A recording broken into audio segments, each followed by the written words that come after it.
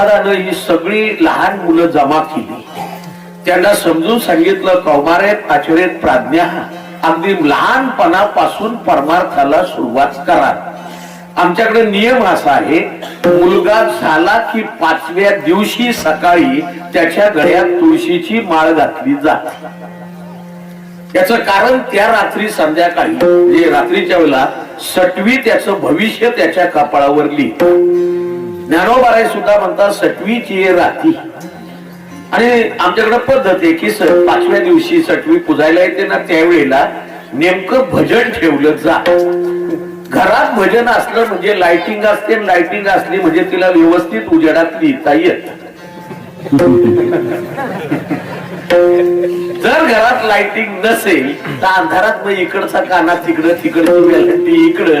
ज्याच्या जीवनात अशी उलथा फालत असेल, समजावं 5वीला भजन नसेल, विठाला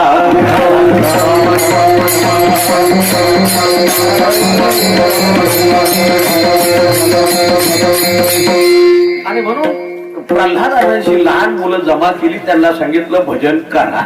त्यांनी विचारलं, प्रल्हादा लहानपणी का?